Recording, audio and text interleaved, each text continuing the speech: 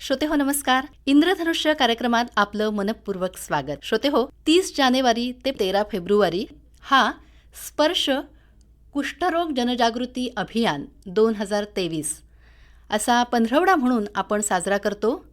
आज त्या अनुषंगानंच एकूणच कुष्ठरोग, त्याचं स्वरूप, त्याचे होणारे दुष्परिणाम या संदर्भात आपल्याशी चर्चा करण्यासाठी आपण आमंत्रित केलं आहे डॉक्टर वसीम सय्यद, सहाय्यक संचालक आरोग्य सेवा, कुष्ठरोग, रत्नागिरी यांना. तेव्हा सर्वप्रथम आकाशवाणी परिवार आणि आमच्या असंख्य श्रोत्यांच्या वतीनं डॉक्टर, मी आपलं मनापासून स्वागत करते. धन्यवाद. डॉक्टर, नेमकं कुष्ठरोग म्हणजे काय?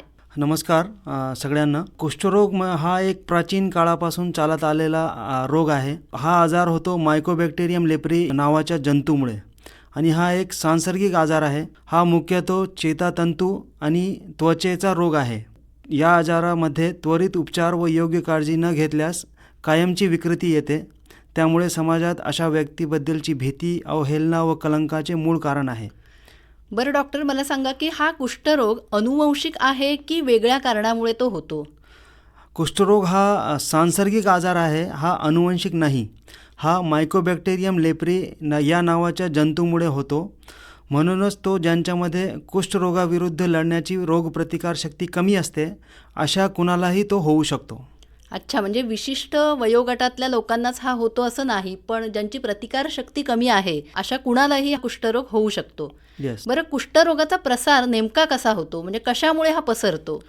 कुष्ठरोग जे प्रसार होतो तो सांसर्गिक असल्यामुळे ते कुष्ठरुग्णाच्या खोकल्यातून किंवा शिंकण्यातून हवेत त्याचे जे जंतू आहे ते हवेत पसरतात आणि निरोगी व्यक्तीला श्वासन मार्गातून कुष्ठजंतूचा संसर्ग होतो. जवळपास जे 100पैकी 10 ते 15% जे रुग्ण असतात कुष्ठरोगाचे ते सांसर्गिक असतात. त्यांच्याकडूनच तो पसरण्याची शक्यता असते. कुष्ठरोग एखाद्या व्यक्तीला झालेला आहे ते आपण कसं काय ओळखू शकतो, म्हणजे त्याची लक्षणं काय आहेत नेमकी? आता मी सांगितल्याप्रमाणे कुष्ठरोग हा सांसर्गिक असतो आणि श्वासन मार्गातून त्याच्या जंतूचा प्रसार होतो. कुष्ठरोगाबद्दल जर रोगप्रतिकारशक्ती कमी असेल तर त्या व्यक्तीलाच कुष्ठरोगाचा संसर्ग झाल्यास कुष्ठरोग होऊ शकतो. म्हणजे कुष्ठरोग हा जंतूमुळे होणारा व हवेद्वारे पसरणारा रोग असल्यामुळे हा कोणत्याही वयात, कोणत्याही जाती धर्मात, स्त्री असो पुरुष असो, गरीब श्रीमंत कोणालाही होऊ शकतो. कारण हा सहज ओळखू न येणाऱ्या व विकृती नसलेल्या, त्याचप्रमाणे इम्युनिटी उपचार न झालेल्या सांसर्गिक रुग्णाकडून होतो. पण याचा साधारण कालावधी काय असतो? म्हणजे समजा एखादा कुष्ठरोग झालेला रुग्ण असेल आणि त्याचा संसर्ग दुसऱ्या एखाद्या व्यक्तीला झाला तर तो किती दिवसांनी आढळतो, म्हणजे त्याच्यात कुष्ठरोग? हे जे मूळतः डिपेंड करतो अधिशयन काळ जे असतो ना, म्हणजे जंतू शरीरात आल्यानंतर त्याचे परिणाम शरीरावर दिसायला जेवढा काळ लागतो त्या काळाला आपण अधिशयन काळ म्हणतो. आणि कुष्ठरोगाचे जे जंतू असतात त्यांचे वाढ होण्यास 2 ते 3 आठवड्याचा वेळ लागतो. म्हणजे ते खूप स्लो, हळूहळू ग्रोथ होत असते. म्हणून त्या कुष्ठरोगाचा अधिशयन काळ हा खूप मोठा असतो, 3 ते 5 वर्षाचा असतो. म्हणजे एकदा शरीरात कुष्ठजंतू प्रवेश केला तर त्याचे शरीरावर लक्षणे दिसण्यासाठी 3 ते 5 वर्षाचा कालावधी जातो. ते लक्षणे दिसेपर्यंत काळ जास्त असल्यामुळे हा आजार होण्यासाठी बराच दिवसांचा कालावधी लागतो. बापरे, म्हणजे एखाद्या रुग्णाला जर कुष्ठरोगाची लागण झालेली असेल तर प्रत्यक्षात कुष्ठरोग झालाय हे कळायला 3 ते 5 वर्ष इतका दीर्घ कालावधी लागू शकतो. डॉक्टर, बरं मला सांगा की एकदा का कुष्ठरोग एखाद्या व्यक्तीला झाला तर त्याचे शरीरावर नेमके काय परिणाम दिसतात? आता सांगितल्याप्रमाणे एकदा कुष्ठजंतू शरीरात आला तर त्या शरीराची रोगप्रतिकारशक्ती जर चांगली असेल तर तो कुष्ठजंतूचे आजाराचे काही परिणाम दिसत नाही. परंतु जर शरीराची रोगप्रतिकारशक्ती कमी असेल आणि वेळीच उपचार न घेतल्यास कुष्ठरोगामुळे चेतातंतू बाधित होतात आणि कायमची शारीरिक विकृती येऊ शकते आणि अवयव अकार्यक्षम होऊ शकतो. तसेच अवयवांची संवेदना नष्ट होते, हातापायाची त्वचा कोरडी होते, हातापायाला भेगा पडतात, जखमा होतात, वेदना होत नाही, हातापायावर वेदनारहित भाजल्यासारखे फोडे येतात आणि त्या फोडामुळे झालेल्या जखमांची काळजी न घेतल्यास आणि उपचार न केल्यास ते लवकर बरे होत नाही. तसेच या जंतूमुळे डोळ्याचे स्नायू जे आहेत ते कमजोर होतात. नंतर हातापायाची बोटे वाकडी व्हायला सुरू होतात आणि हातापायाची बोटे आखूड होतात आणि ते अवयव अकार्यक्षम होऊ लागतात. अच्छा, म्हणजे थोडक्यात सेन्सेशन आपलं कमी होतं. बरं, मग कुष्ठरोगाची सूचक किंवा संशयित लक्षणं अशी कोणती सांगता येतील? हां, हे खूप महत्त्वाचा मुद्दा आहे. आपल्या समाजात बरेचसे आजार जे होतात, त्या आजारामध्ये त्या व्यक्तीला काहीतरी त्रास होत असतो. हां, परंतु कुष्ठरोग असा आहे की त्याच्यात त्या व्यक्तीला त्रास होत नाही. बरं. सुरुवातीला जेव्हा चट्टे येतात, ते चट्टे फिकट असतात किंवा लालसर असतात. तिथे ना खाज येते ना वेदना येते. त्यामुळे ते त्यांच्यावर तिथं लक्ष जात नाही. तर चट्टे, फिकट चट्टे, लालसर चट्टे किंवा उंचावलेले व सपाट चट्टे सुरुवातीला येतात. त्यानंतर त्वचा तेलकट आणि गुळगुळीत होते. कानाचे पाळ्या जड होऊ लागतात. काही रुग्णांच्या चेहऱ्या, हातापावावर सूज येते आणि शरीरावर गाठी पण येतात. आणि पुढची स्टेजमध्ये जेव्हा चेतातंतूमध्ये जंतूचा शिरकाव होतो, तेव्हा चेतातंतूमध्ये वेदना होतात, हातापायात मुंग्या येतात, संवेदना नष्ट होऊन जाते, तळहात आणि तळपाय बधीर होतात, हातापायाला अशक्तपणा येऊ लागतो, पायातून चप्पल आपोआप निसटून जाते, हातातून वस्तू आपोआप निसटून जातात आणि डोळ्याची पापणी बंद होत नाही किंवा कमजोर होतात. जर ह्या लक्षणे कुणाला दिसून आले तर त्यांनी लवकरात लवकर डॉक्टरांना दाखवलं तर आपल्याला या रोगाचा लवकरात लवकर निदान करता येईल आणि चेतातंतू बाधित होऊ नये आणि विकृती होऊ नये यासाठी आपल्याला लवकरात लवकर पाऊल उचलता येईल. बरं डॉक्टर, आता तुम्ही जी काही लक्षणं सांगितलीत त्यातलं एखादं जरी लक्षण आढळलं तरीसुद्धा लगेचच रुग्णांनी डॉक्टरांशी संपर्क साधायला हवा, कारण कुष्ठरोग हा अतिशय म्हणजे छुपा आजार आहे, कारण 3 ते 5 वर्ष तो लपून असतो आणि त्यानंतर तो उद्भवतो. मला सांगा की कुष्ठरोगाचं निदान नेमकं कसं करतात? आता मी सांगितल्याप्रमाणे कुष्ठरोगाचे जे सूचक लक्षणे आहे त्या लक्षणापैकी 3 लक्षणं आहे. त्याच्यापैकी जर एकही जर असेल तर आपण तो कुष्ठरुग्ण आहे म्हणून कन्फर्म डायग्नोसिस करतो. तर त्या तपासणीसाठी 3 निदानात्मक जे चिन्ह आहे त्याच्यापैकी एक मी जे सांगितलं तसा फिकट लालसर रंगाचा चट्टा किंवा डाग असतो, त्यावर संवेदना नसतात, त्यावर खाज नसते, त्यावर काहीही त्रास नसतो. जर आपण ते लवकरात लवकर जवळच्या दवाखान्यात किंवा हेल्थ वर्कर जे आपल्या घरी येतात त्यांना दाखवून घेतलं, त्याच्यावरची संवेदना बघितली आणि ते संवेदना नसेल तर हा 100% कुष्ठरोगाचा डाग आहे असं आपण समजू शकतो. दुसरा मुद्दा आहे, त्वचा जर तेलकट आणि गुळगुळीत असेल आणि लालसर झालेली असेल, अंगावर गाठी असतील तर त्या गाठींचे आणि त्वचेचे एक जंतू परीक्षण म्हणून असतो, स्लिट स्किन स्मिअर. त्याच्यामध्ये पण आपण त्या जंतूचा निदान करून हा कुष्ठरोग निदान करू शकतो. आणि तिसरा मुद्दा, हातापायात जर सुन्नपणा आणि बधिरता असेल, चेहरा किंवा हातापायात विकृती असेल आणि चेतातंतू व त्याच्या कार्याची तपासणी करून आपण कुष्ठरोगाचा निदान करू शकतो. तर लवकर निदान व उपचाराने आपल्याला विकृती टाळता येते. बरं डॉक्टर, ही जी काय निदान करण्याची पद्धती आहे ती आपल्या जिल्ह्यात उपलब्ध आहे? आत्ता सध्याच्या काळात कुष्ठरोग एक असा आजार आहे की जे फक्त एक्झामिनेशन करून, म्हणजे ह्याला रक्ताची टेस्ट करायची गरज नाही, कोणत्याही मोठमोठ्या इन्व्हेस्टिगेशन्स करायची गरज नाही. फक्त तो चट्टा दिसला, आपण त्याच्यावरची संवेदना बघितली तर आपोआप हा डायग्नोज होतो आणि लवकरात लवकर आपण त्याचं निदान करू शकतो. तर हा आजार आपले जे आरोग्य कर्मचारी आहे जे फील्डमध्ये फिरतात ते पण करू शकतात आणि आपण जर लवकरात लवकर दवाखान्यात जाऊन तपासणी करून घेतली तर त्याचं निदान लवकर होऊन लवकर उपचार सुरू करू शकतो. बरं, म्हणजे एकदा का तुम्हाला कळलं की एखाद्या रुग्णाला कुष्ठरोग झालेला आहे तर या आजारावर औषधोपचार आहेत आणि तो आजार पूर्णपणे बरा होतो का? 100% हा आजार लवकर निदान केला आपण तर हा 100% पूर्ण औषधोपचार घेतल्याने 100% बरा होतो. आणि याच्यासाठी एक जागतिक आरोग्य संस्थेने मार्गदर्शक सूचनेनुसार MDT औषधोपचार म्हणजे बहुविध औषधोपचार ची एक पद्धत तयार केलेली आहे. त्याच्यामध्ये कुष्ठरोगाचे 2 वर्गीकरण असतात. एका याच्यात आपण 6 महिने ट्रीटमेंट देतो आणि दुसऱ्या याच्यात आपण 12 महिने ट्रीटमेंट देतो. तर हा आजार निश्चितच बहुविध औषधोपचार, गोड्या औषधोपचार केला तर 100% बरा होतो. डॉक्टर, कुष्ठरोग झालाय आणि रुग्ण पूर्ण बरा झाला नाहीये, कदाचित त्याला उशिरा ट्रीटमेंट मिळाले तर दगावल्याची अशी काही उदाहरणं आहेत का? नाही, कुष्ठरोगामुळे आजपर्यंत म्हणजे आपल्या जिल्ह्यात आणि कधी असं घडलेलं नाही की कुष्ठरोगामुळे पेशंट दगावलेला आहे. परंतु त्याचे जे कॉम्प्लिकेशन्स असतात ते कॉम्प्लिकेशन्स खूप तीव्र असतात. जसे विकृती येणे, हातापायावर विकृती येणे, त्यामुळे तो पेशंट थोडासा अकार्यक्षम होतो आणि तेच याचा गंभीर परिणाम आहे. हा, म्हणजे कुष्ठरोग झाला तर पूर्णपणे रुग्ण बरा होतो असं आपण श्रोत्यांना सांगायला हरकत नाही. येस, 100% बरा होतो. तर तुम्ही घाबरू नका, त्याच्यावर नक्की औषधोपचार आहे आणि रुग्ण पूर्णपणे बरा होऊ शकतो. आता कुष्ठरोग जेव्हा होतो एखाद्या रुग्णाला, तेव्हा तुम्ही जे काही औषधोपचार करता तर त्याचे काही साईड इफेक्ट्स आहेत का? कुष्ठरोगाचे जे औषधं आहे त्याच्यात आपण 3 औषधं देतो, पण त्या औषधी जे आहेत भरपूर स्टडी करून आणि एकदम सेफ औषधेच निवडलेली आहे जागतिक आरोग्य संस्थेने. तरी पण प्रत्येक औषधाचा काही ना काही साईड इफेक्ट असतो. तर त्या गोळ्यांमध्ये एक रिफॅम्पिसिनिन म्हणून एक औषध असतं, त्याच्यामुळे लघवी लाल किंवा पिवळी होते, परंतु कालांतराने ते हळूहळू नॉर्मल होते. दुसरा एक क्लोफाझेमिन नावाचा एक औषध असतो, त्याच्यामुळे थोडासा काळसर आणि लालसर त्वचा होते, परंतु एकदा उपचार संपला की ती त्वचाचा कलर हळूहळू पूर्णपणे पूर्वीसारखा सामान्य होतो. आणि तिसरं डॅप्सोन म्हणून एक औषध आहे, त्याच्यामुळे हिमोग्लोबिन कमी होण्याची शक्यता असते. म्हणून आपण उपचार सुरू केल्यानंतर पेशंटच्या दर महिन्याला आपण चेकअप करत असतो हां. की या औषधाचे काही परिणाम तर होत नाही ना. डॉक्टर, साधारण पेशंट पूर्णपणे बरा होण्यासाठी किती कालावधी लागतो? 12 ते 18 महिने लागतात. जर पेशंटने पूर्ण मेडिसिन औषधोपचार जर 12 महिन्यात घेतले 12 पाकिट, तर ते 12 महिन्यातच पूर्णपणे बरा होतो. डॉक्टर, मग पेशंटला आहार वेगळा काही घ्यावा लागतो की आपला दैनंदिन आहार जो आहे तो पेशंट घेऊ शकतो? पेशंटला आहार आपला नॉर्मल जे आहे तेच, त्याच्यासाठी काही विशिष्ट प्रकारचा काही आहारची अशी आवश्यकता नाही.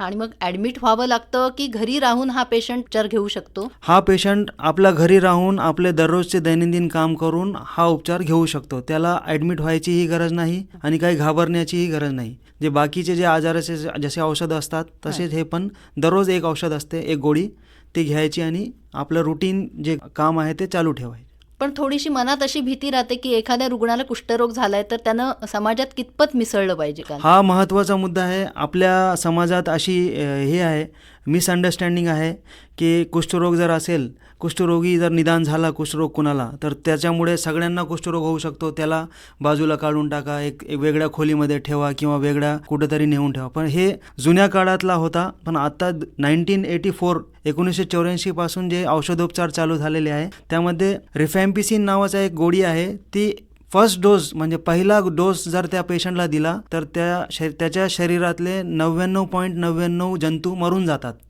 पण तो सांसर्गिक राहत नाही. म्हणजे तो पेशंट त्याच्या घरी राहून व्यवस्थित त्याचं ट्रीटमेंट घेऊ शकतो आणि तो सगळ्यांसोबत मिसळून राहू शकतो. म्हणजे जोपर्यंत औषधोपचार सुरू होत नाही तोपर्यंत त्या रुग्णाची बाकीच्यांना संसर्ग होण्याची भीती असते.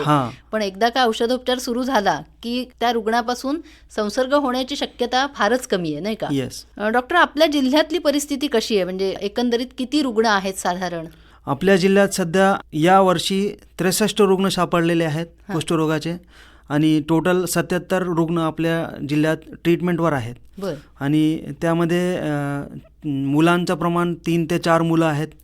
आणि जे विकृतीचे पेशंट असतात ज्यावर आपला रँकिंग असते, तर आपल्या याच्या जिल्ह्यात 1-2 विकृतीचे पेशंट आहेत. अच्छा. आता हा कुष्ठरोग होऊ नये किंवा ज्या काही आत्ता आपण चर्चा केली की असं वाटतं की एखाद्याला कुष्ठरोग झाला तर तो औषध उपचार सुरू जरी केलेले असतील तरी सुद्धा याच्यापासून अजून कुणाला तरी कुष्ठरोग होईल ही जी काही भीती आहे लोकांच्या मनात, तर ती भीती राहू नये यासाठी तुम्ही प्रचार आणि प्रसार शासनाच्या मार्फत म्हणा किंवा तुमच्या आरोग्य विभागाच्या मार्फत म्हणा की कशा पद्धतीनं चालू आहे? हां, तर जे आपण कुष्ठरोगाबद्दल जे जनजागृती अभियान सध्या राबवणार आहोत 30 जानेवारी ते 13 फेब्रुवारी, त्यामध्ये पण आपण हे कुष्ठरोगाबद्दल जनजागृती करणार आहे. सगळ्या गावांमध्ये ग्रामसभा होईल. त्या ग्रामसभेमध्ये माननीय जिल्हाधिकारी यांचे घोषणापत्र आपण वाचणार आहोत. त्यानंतर एक कुष्ठरोगाबद्दल प्रतिज्ञा आहे ती घ्यायची आहे आणि ग्रामसभेतील ग्रामसरपंच आणि तिथले प्रतिष्ठित व्यक्तीचं एक भाषण आपण करणार आहोत. तर अशा प्रकारे आपण जास्तीत जास्त जनजागृती करणार आहोत. त्यानंतर 30 जानेवारीला महात्मा गांधीजींच्या प्रतिमेचे पूजन करून पुढचे 15 दिवस आपण जनजागृती अभियान करणार आहोत. त्यामध्ये गावातील प्रौढ व्यक्तीस महात्मा गांधी बापू यांचा पेहरावा करून त्यांच्यामार्फत आणि सपना शाळकरी मुलीमार्फत कुष्ठरोगविषयी माहिती देणार आहे. रोगमुक्त कुष्ठरुग्णांना आपण ग्रामसभेत बोलवून त्यांना प्रमुख पाहुणे करून त्यांना आमंत्रित करणार आहे आणि त्यांचा सत्कार करणार आहे. कुष्ठरोगविषयी आपण शाळेत प्रश्नोत्तरे घेणार आहे, निबंध स्पर्धा घेणार आहोत, त्यानंतर प्रभात फेरी काढणार आहोत. अशा वेगवेगळ्या कृती आपण या पुढच्या 15 दिवसात करणार आहोत. म्हणजे जनजागृती होईल आणि कुष्ठरोग याचा प्रचार आणि प्रसार सुद्धा होईल. डॉक्टर मला सांगा की एकदा एखाद्यानं ट्रीटमेंट घ्यायला सुरुवात केलेली आहे पण काही कारणानं ती मध्येच खंडित झाली तर त्याचे काही दुष्परिणाम होतात का? जर पेशंटला काही कारणामुळे औषध घेता आली नाही तर त्याने लवकरात लवकर ते पुढचे औषध सुरू करावे, हां. जेणेकरून त्याचा ट्रीटमेंट जे आहे पूर्ण होईल. कुष्ठरोगाचा जे 12 महिन्याचे ट्रीटमेंट आहे तो पेशंट काही कारणामुळे नाही घेऊ शकला तर तो पुढच्या 6 महिन्यामध्ये म्हणजे 18 महिन्यामध्ये 12 महिन्याचं ट्रीटमेंट पूर्ण घेऊ शकतो. जर त्याने पूर्णतः ट्रीटमेंट सोडून दिली तर मग त्याचे दुष्परिणाम होऊ शकतात, त्याला विकृती वगैरे येऊ शकतो. ते पेशंटसाठीच ते चांगलं नाही आहे. कुष्ठरोगामुळे साधारणतः कोणते अवयव बाधित होतात? कुष्ठरोगामुळे साधारण आपण जर वरून बघितलं तर डोळ्यांचे स्नायू बाधित होतात, त्यामुळे डोळ्यांची पापणी कमजोर होतात, डोळे बंद होत नाही, त्यामुळे थोडासा डोळ्यांना त्रास होऊ शकतो, आंधळेपणा पण येऊ शकतो कॉर्नियाला जर आपल्या इंजुरी झाली तर. त्यानंतर आपले जे हात आहे, हाताचे स्नायू बाधित होऊ शकतात, त्यामुळे हातांना विकृती येऊ शकते, त्यामुळे आपले जे दैनंदिन काम असतात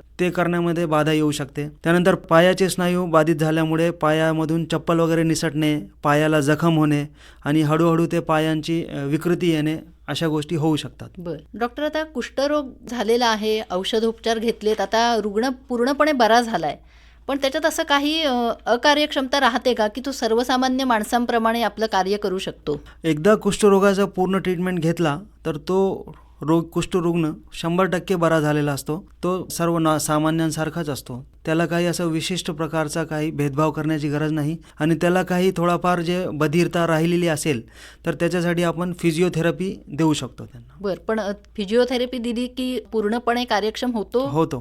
कुष्ठरोगामुळे जी काही अकार्यक्षमता आलेली आहे ती आपण फिजिओथेरपीचा वापर करून दूर करू शकतो. तसंच एखादी शस्त्रक्रिया वगैरे आहे का? शस्त्रक्रिया केली तर प्रभाव पडतो?